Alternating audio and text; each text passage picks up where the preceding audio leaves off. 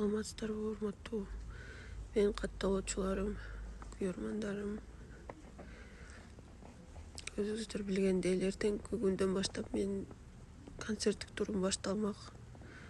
Бирок кечээ чегинчи октябрь күнү ушундай бир кайгылуу кабар келди. Мени баккан тайнемди жогото алдык. Ар бир адамдын башында мындай нерсе болот экен.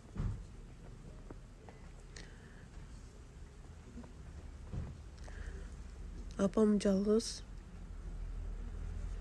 Мен бул жерден кете албаганым үчүн сиздерден кечирим сурап, кыркы чыкмайынча күндөрүн өзгөртүп, убактысын жылдырганга